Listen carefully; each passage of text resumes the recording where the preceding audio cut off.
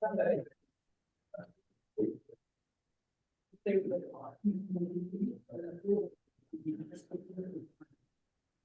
everybody, it's Adam. Can you hear me? That's strange. Let me see. So this is.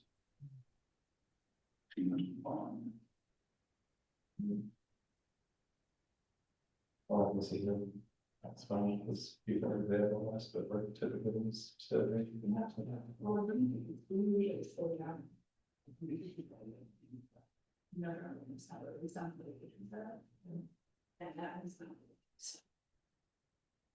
Yeah, so what they're crazy. So, scheduling that much.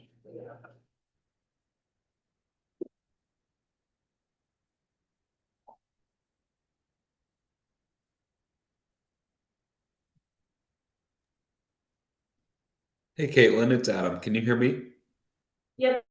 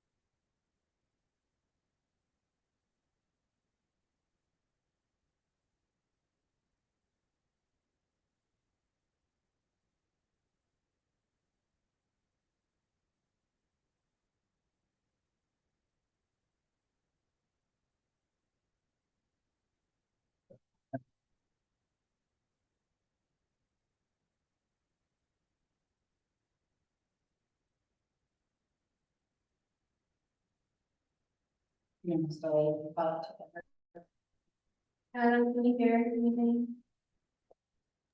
Yeah, I can hear you just fine. This man, It's true. you can call I'm not able to see the room anymore. I just see the Owl Labs, but otherwise I can hear. him. Yeah, cameras. Looks like it's trying to boot up.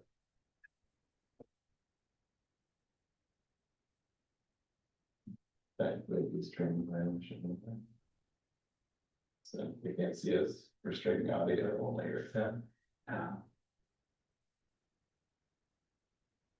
Not sure what's going on because it randomly crashed and. Yeah. It's no anything. It's long and no.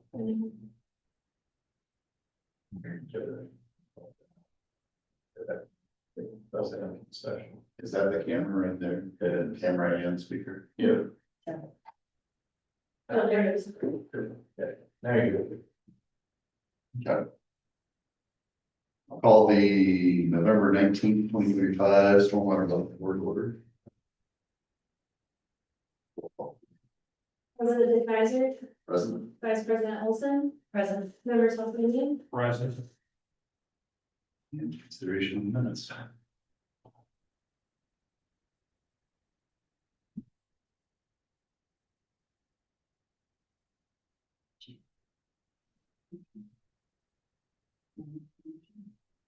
Great. I'll make the motion to approve the October 15th, 2025 minutes. Nominate a second to approve them. We have a motion and a second, any further discussion? Approve, signify by saying aye. Aye. Others the same sign. Motion carries. Citizen comments. None. Next is the financial report, claims register. Oh.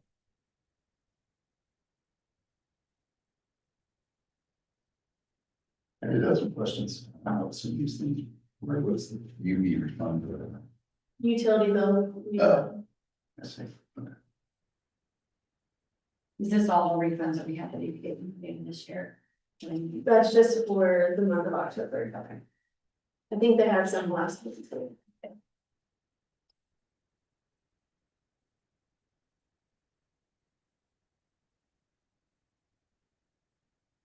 Any questions? Okay.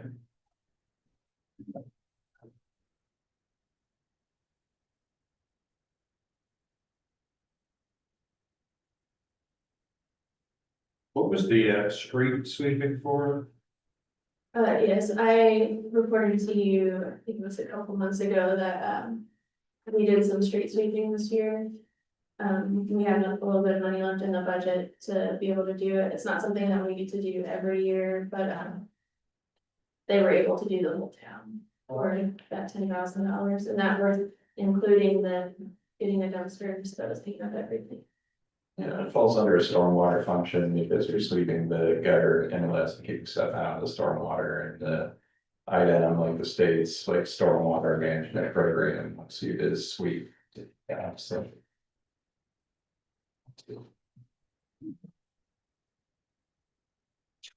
Right.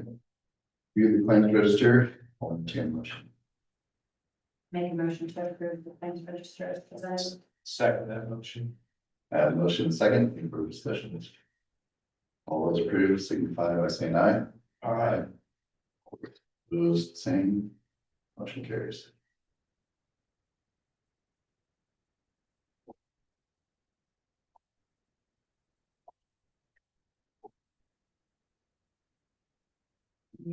Work.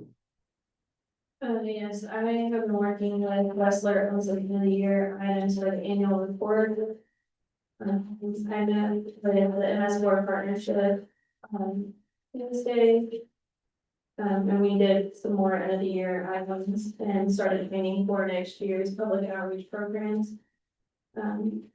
Staff in Westler met with Eagle Valley to inspect 2 areas in Proper South. We met with Eagle Valley on site for the progress meeting and are monitoring 10 homes in Parkview Village, 2 in Grants Corner and 5 in Rock.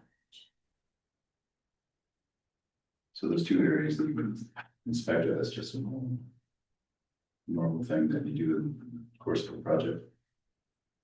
Oh, and for Eagle Valley, Yeah, the one area that they had some questions if we wanted them to do the paving, because the citizens had to do some gas work in the same area that they were at.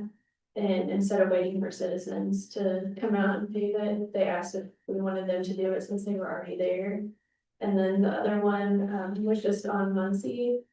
There was a grading issue, and you noticed the standing water still. So they included another, inlet in that area to help keep the ponding away.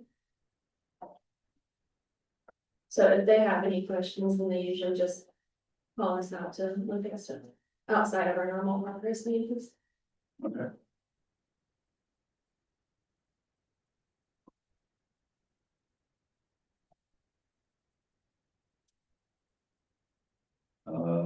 Business. Right, so, an update for the 2024 stormwater improvements project. I included the minutes from the, last construction meeting, which was on November 12th. Some updates. We are coordinating with AES, there are a couple conflicts that have come up, there's a down guy that's been taken care of, and these are all on Division A, so the proper north area, the big storm sewer project. There's an underground cable that, after being coupled, was found to be in conflict with, the proposed storm sewer, so a work plan has been put together, and AES has been given a notice to proceed to get that moved out of the way. Construction status, so Division B storm sewer was completed end of October. They have been working on the asphalt patches, and I think they completed that early this week. So Division B is pretty close to complete with some final restoration items. The CIPP lighting on Division A along Musing Street has been completed this week. And after this meeting, they have started Division A's storm sewer install at the outfall, which is east of Michigan Street and Music Street. So as anticipated, they started this week on Division A, and okay, so the asphalt patches. Next on the minutes. There is a discussion on a few open RFIs, so RFI 3. There were 2 water lines near the condos that are east of Michigan Street and Musing Street intersection.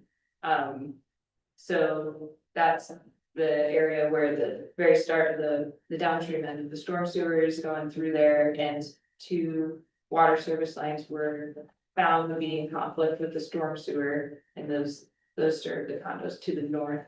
So after discussing this with the town of Eagle Valley, those lines are determined to need to be lowered in order for the storm sewer to be installed. So we discussed that at the progress meeting. RFI 4 includes that underground electric line that I mentioned. AES work plan includes the lowering of that line. And then RFI 5, there is underground fiber that is encased in concrete around line B, which is basically right west of Michigan Street and Music Street. And so Eagle Valley is asking what to do here. They don't want to like chip away at the concrete. So we're looking into the condition of that pipe and the slope of it to see if any of it's salvageable, so they don't have to like get into that duct bank. So that one's still pending an answer. We discussed that. There are no additional shop drawing reviews needed. All shop drawings have been reviewed. Payout 2 has not been sent yet for a review by us, but it should be coming soon. And I did get some like very preliminary numbers. So with Division B done, that's the total around $400,000 of the $2.3 million contract. So about 17% complete. So the proper north area really was the majority of this construction contract. So with those RFIs, there are some cost adds for the water main lowerings. And then there has been an ad for doing pavement on Arthur Street that we went and looked at with Eagle Valley. And adding that structure on the proper south area. Change order 2 will be coming after we see the draft invoice to review for payout 2. And then one additional thing that was discussed at the progress meeting, in the proper south area, there's an existing storm sewer line that has some repairs, point repairs called out along it, some of the pipe, we did like a televising video of it, so the pipe is cracked, so. In the project, those are to be fixed, but one of the issues is it's. Like right below the corner of the building, so we were discussing. How to address that, and so Eagle Valley is going to provide a cost to line that section rather than dig it up and do a point repair, so. Yeah, that's lots of things going now, they're heavy in the construction, so. I guess that's why you're finding. all these problems. Yeah, yeah, So. Excuse my ignorance, so I apologize, but, so I guess when the utility. Records where it lays like a line or a pipe. They don't record how deep it is. Is that? yeah, just in general, a lot of during utility coordination, a lot of the maps we receive don't have depths, so the potholing information. It's. Well, we need to confirm that there's a conflict, I suppose even if they did record the depth, it would probably change over time anyway. Not as much as you think, it's just a lot of the pipes that you're talking about are from like the 1960s or older, so. The records aren't as good on them, typically when we have as-built now, they get loaded straight into our GIS mapping system with. Pipe material, diameter, depth, and all that alignment put in there, so. It's mostly, we have all these old clay tile pipes throughout all the areas we're working on. A lot of. Antiquated, like most of the work that they're getting into now was before we even had the GIS system for the town that we were doing. Our internal mapping locating, so. For any of these, RFIs that you found, I think when you delayed. they. You had a problem with, citizens before, right? Right, yes, no delays from those RFIs that I mentioned, right now, so. Okay. The pavement sections, I think there's a couple of sections that still need to be surfaced, is that planning on happening this year or will be in the spring? Yeah, that actually happened on Monday. Right. Yeah. And that pipe that goes on the corner of that building, Mm-hmm. is there any thought to rerouting entirely? We kind of discussed this during design, it is a very long segment of pipe through. That area of Proper South, so. It'd be a huge project, but that wasn't included in this. Yeah. Part of the discussion back and forth at the time was the cost of it, because we didn't have our bids and things in, so. At that point in time, and it's all pretty much under private property and under asphalt, both together, so.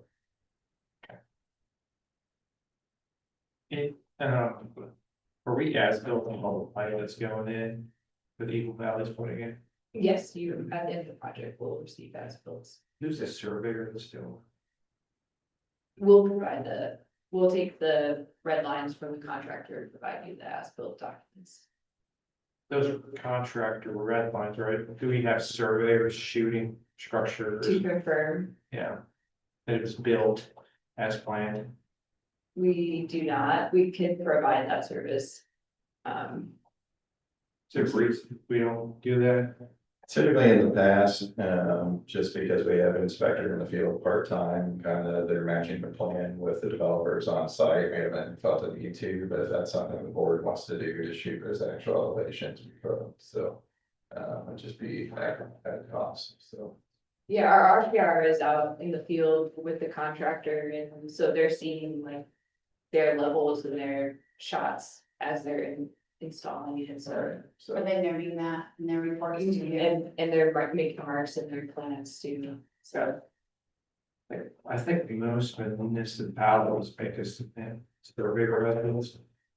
Only reason I ask is because I know the case that my coworkers had, the pipe was installed 2 or 3 feet too low or too high, and his property floods year after year, and now there's a big lawsuit.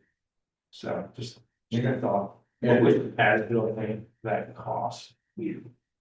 And it's something we can, certainly look at and do. I know on our wastewater project, we are, doing invoice survey at the government, so. It's just typically on the storm surveillance that we have in the past, so.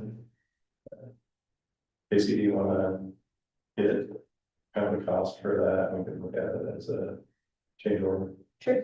Yes, The longevity, the overall longevity of the projects that we're doing, when you pull looking at pipes here from 1968, Right.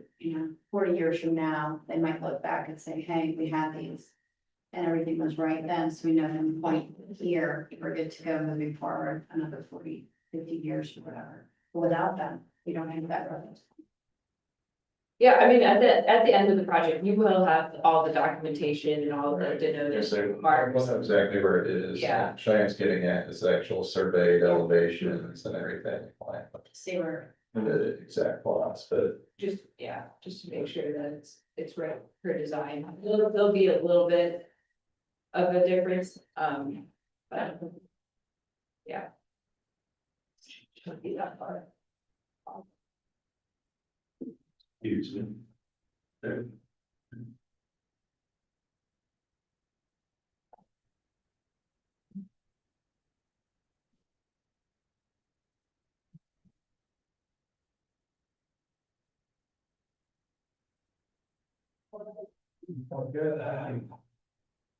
Thank you. Thank you. New business, consideration of the 2026 stormwater budget. At your last meeting, we introduced the 2026 stormwater budget, and I know Kristen wasn't here.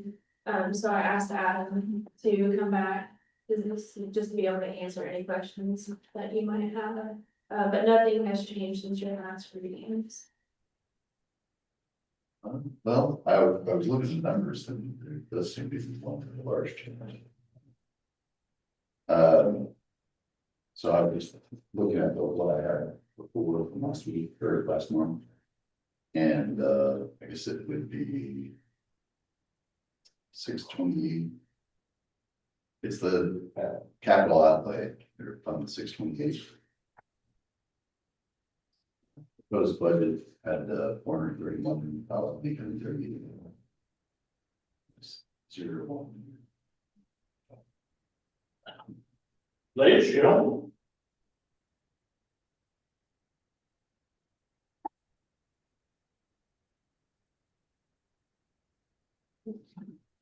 You gotta watch out for that guy. He explained pretty well last week. He's good people. Yeah, he's good. Yeah, Caitlin, I'm not exactly sure what changed there. I see that in that specific fund, Fund 628, there is no proposed capital outlay in the versions that got in their packet.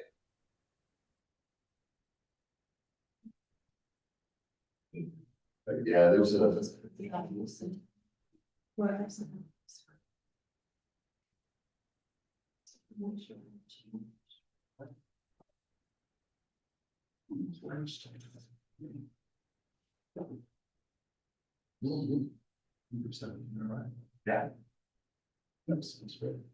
50.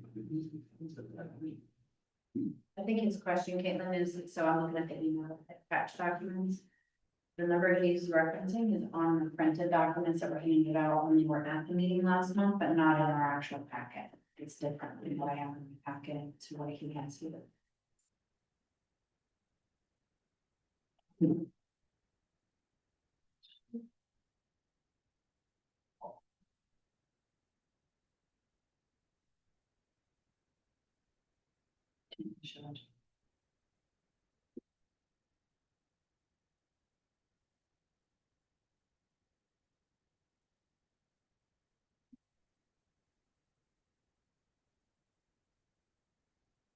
So, I don't think how many days, so I'm not sure. Now you are, we're gonna respond. Yeah.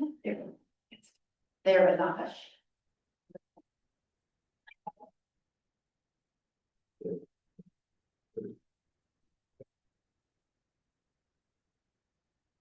I have another question as well. You're ready.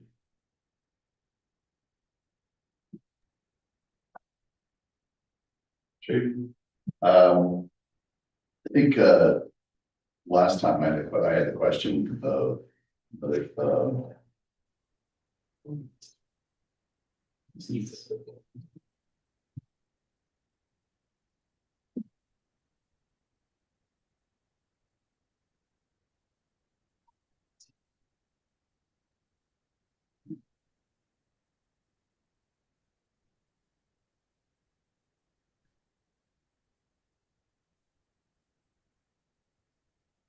um,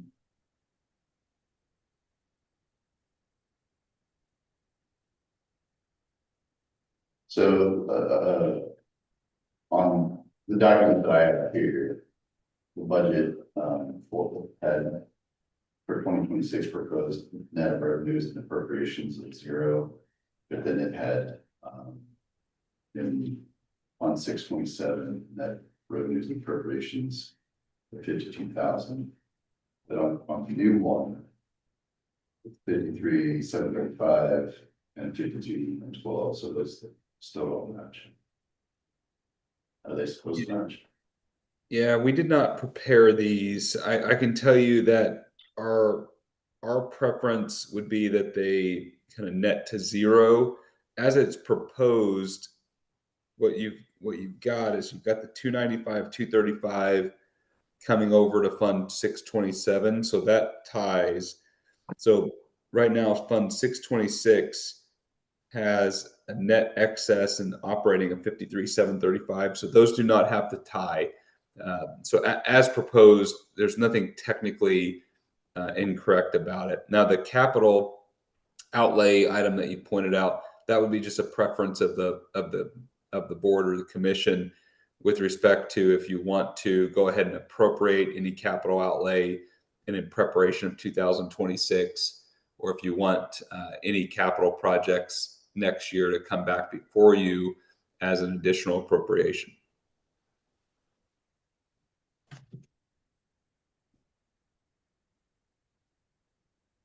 So to answer your question, they don't have the 53,735 would not have to balance the 50,000 because they're different funds.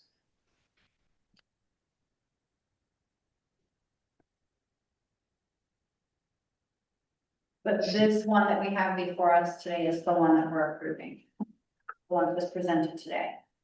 Yes, that is my understanding as well. Caitlin can certainly confirm, but that's the one that went out in your packets is the same draft I'm looking at. So yes, I believe that's the intention.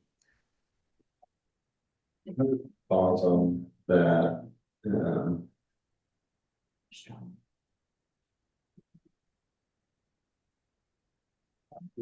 I think that might be a good question, Ben. I don't think that, I'm just thinking out loud, but there weren't any projects or anything that we had to push off.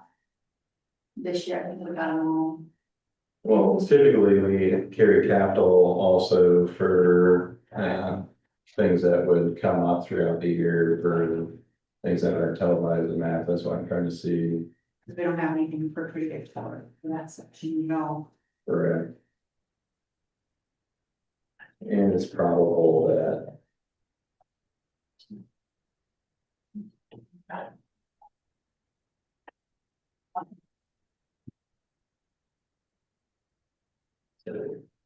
Right, so this 53,735, for those storm depreciation fund 620. Is that how that works?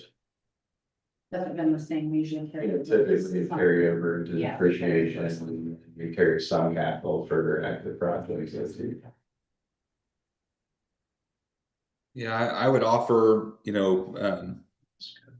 typically what we would see is like the 53,735 net revenue from 626, that could theoretically be added to the depreciation fund as a transfer. So it'd be a transfer out and in there, and that would increase your capital capacity. Looks like you've got then somewhere in the neighborhood of, even if you just did $300,000 again, you could more than cover that just based on the fund balance and the new interest and transfer, and that would still give this body a lot of control.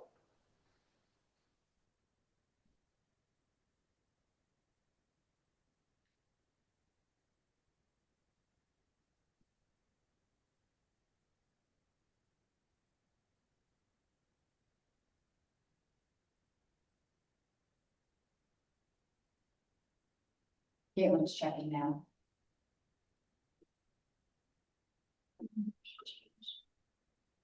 We think something may have been moved by the clerk, because I can't find, Like it's almost as if you don't have a budget, but you need one. I can't find my actual like administrative budget overview.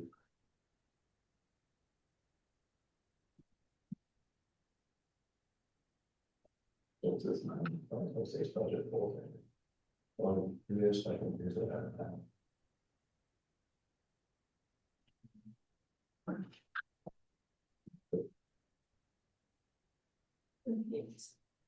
It's there. I don't know why.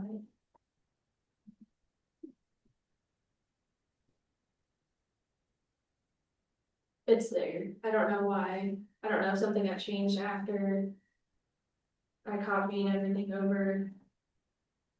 So it should be So it should be, yes. 400 and. Send that to Adam, or new copies, and then we'll back up, because I think since we merged at 365, maybe things go wrong, because I didn't have the files that she has online in the same folder. So, Yeah, I think. Do we want to table this then? I would encourage us to just pause and let her print it now and come back with it. That way, That I works. think it's adopted before I leave here. So. Any other questions on the budget? Because she will do that. But that's the big one. That was just the biggest concern, is we didn't see any allotted funds for you in that section. Right, yeah, just to say the version we're looking at this month, it's like this, is that there? Just making sure we're on. Mhm. I guess send it, Adam.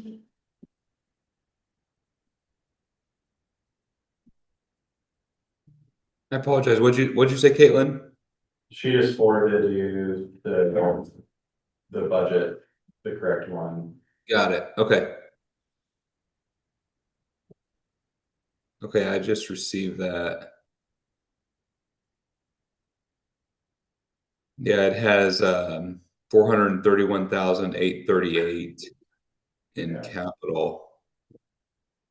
Just a few dollars.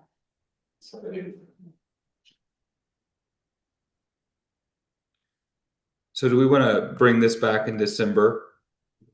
They had this version in front of them last month, with that, that's what raised the flag on it. So, We've seen it. That was our question, was where did the funds go? It just. wasn't- Yeah. Yeah, no, that's good. Good catch. That was just better. Feel more comfortable telling you guys now you do have some funds. So could you explain to me again, sorry, I might have missed it, from the storm operating budget, Yeah. at the, at the bottom, it says net revenues and appropriations, right? Yeah. And for 2026, it's proposed at 53,735. That's supposed to go into the storm depreciation. So it's it can is probably the right way to say that. Like it can. So right now it is, there's no transfer going to depreciation. If you look at the second page, even the most recent version that just came out, I'm just confirming that. Yeah, there's no transfer in. So what we would generally advise as a best practice would be that you zero out the operating income, any sort of net operating income, net revenue, would go to the transfer out. So appropriation code 626-100-599-000 transfer to depreciation. That would be 53,735. And then that would create then on page 2 a transfer in receipt to fund 628 of 53,735 to fund that, capital outlay that was just discussed. So that is what we typically see, but there's nothing necessarily wrong with not moving it to depreciation and leaving it in the operating account. There's certainly utilities that do that as well. So there's not a right or wrong answer there. I would say from our perspective, transferring it out of the operating account to the depreciation count would be our recommendation, if that's good with everyone. We did that, that would cost you that, would be great, but it could be over today. And it's zero, like, there was some that doesn't really affect anything. Yeah, I was gonna say it's, If you needed them to move it again, you would need another board vote to move it. You needed those funds. this budget's been advertised and it's subject to you guys to change it, so if you guys want to transfer those funds in, if that's preference, you can do that as part of your adopting motion, so you would just adopt the motion with provision of transferring the operating balance into the depreciation fund is how I would recommend you do that. I have no forums with that, if you want to do that, so. Okay. You said that would be the preference, right? Yeah. Can we make the motion then to adopt the motion to transfer those funds over? You can make it all in one motion if you don't have any other changes you want to make in budget. You can make the motion to adopt the 2026 budget with the transferring of the balance of the operating into the depreciation. So Okay. I want to make that motion unless you guys are ready to with other questions.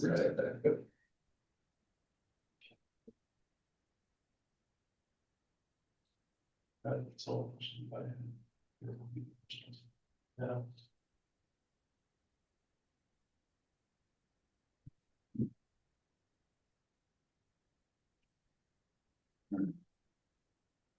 I apologize. I'm just trying to follow along here. So I've got, just so we can make sure the final version reflects your all's wishes. So the 53,735, we would zero that out, move that to account 626-100-599. Transfer depreciation would reflect, instead of zero, it would show an expense out, transfer out of 53,735. We would zero out the net revenues for 2026. Then on page 2, 2 amendments to Fund 628. It would show a new revenue in, transfer in of the 53,735 from the operating account specifically to account 628,910 interfund transfers in. And then to correct the sort of packet version, the capital outlay would be adjusted to reflect what Caitlin provided, which is $431,838. Did I miss any other changes? No, that's it. Sounds right. Okay, great. I can help communicate that to as well. So thank you. Good. So I have reviewed the stormwater 2026 budget, draft budget. And I would like to make a motion to approve the budget with the addition of the change of moving the net revenues and appreciations from the storm operating to transfer to depreciation. Should move to the fund 628. Did I say that right? Yeah, okay. That's my motion. Anybody want to say? I'll second that motion. All right, we have a motion and a second. Any further discussion? All those approved, signify by saying aye. Aye. All those, same motion carries. Hey, I appreciate you all letting me join virtually. Congratulations, you just passed a balanced budget on the operating side, and you built those amendments just beefed up your capital reserves for next year. So thank you for allowing us to jump on and answer any questions. Thank you. Thanks for your input. Thanks, Adam. Appreciate it. But All right. Board member comments. Got a question. So Caitlin was nice enough to show me around the stormwater projects on Friday. I guess there was a couple of ditches we were working in. On the plans, I didn't see any easements over those ditches. How are we allowed to access that to work? Okay, and I'm more specifically which ditches you're talking about. Some of in the boulevard area are kind of like this, and then the drainage easements are exactly like around it, but I think it felt like prescriptive when you heard. Okay, yeah, so there's prescriptive easement, prescriptive right of way when things have existed beyond a certain point. Our previous legal counsel wrote a letter to that effect of this falls within prescriptive right of way, prescriptive easement, because the drainage has pre-existed the recorded easements. That neighborhood was kind of a 1960s, 70s, and we've seen a lot of easements missing from the town specifically from that time period, so we've had to go back and use prescriptive easements documents and then re-record those with the county or take those opinion letters in as a part of that. So the town has to be fair, unnecessarily concerning large missing documentation from certain time period coming up to about the 90s. So, but there's also 73 indictments against the town in the 60s. So during some time period. So is there like a width for prescriptive easement, or is it like on top of the bank, How is it? Because how much room do you have to bring in equipment and? Right, it's really. I don't remember how Dan broke that down, but. I think most of what they're working within the existing right of way into the easement. I don't know, are they going back of ditch? Like into the yard much, or are they? Yeah, they were really only on one side, the Yorkshire Boulevard one, I'm not sure. How far into it, it's all been restored now, so we wouldn't be able to. See where I'm not sure, we did put some construction limits on some of the plans sheets for, especially the crop area, but. Yeah. Kind of like a gray area. A little bit, I think we would typically assume for residential would be 15 on center, but again, it's kind of not what it should be, and should just. There's just 20 feet as a one, my comments, just to give them an extra 5-foot buffer, either way. Just curious, thank you. And that's a good question. Any other comments? I would add in that prescriptive was also used on North Using as well, just FYI. Oh, so there's nothing documented there either. Is that work under a road or? Some of it goes under the road, some of it goes beyond the road. That's where Casey was talking about, that goes towards the water lines that need elevated, and so. But you had an existing storm sewer through there and the one main, so. Yeah, Was there? yeah. Thank you. Others are existing, two that are in current. Yeah, I was gonna say, yeah, I was gonna say that, like, otherwise it's considered prescriptive, you have to have the existing drainage or water or something in place to have it fall under that legal category. Is there any desire to make it a real easement, for lack of a better word?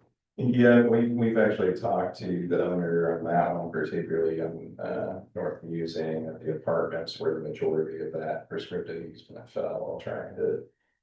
Do some acquisition of that, they seemed fine with doing this conveyance documents, it's just they're not super responsive, so. Okay. But the more you can document with boards, sort of, again, to similar to the point of like the surveying elevations, when they're.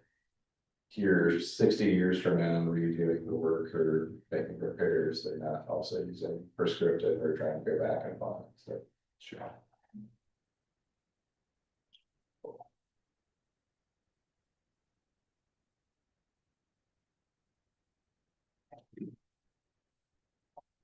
Future agenda items. Yes, at this time, we just got this stormwater improvement projects, update.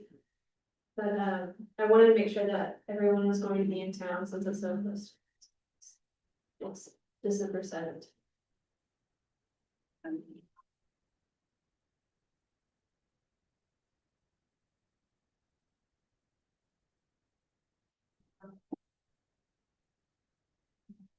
I'll be here. Yeah, looks like I'll be here.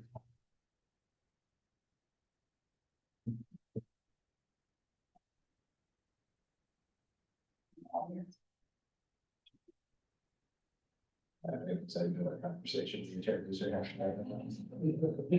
Trying to coordinate their struggles. Somebody's gonna be out of office in December a little bit. Yeah. You gotta flip the coin in front of us. Yeah, she's gonna. Blake's looking really excited.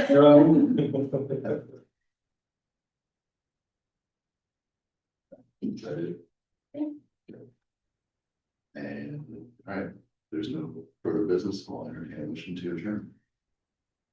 Making a motion to adjourn the November 19th stormwater utility board meeting.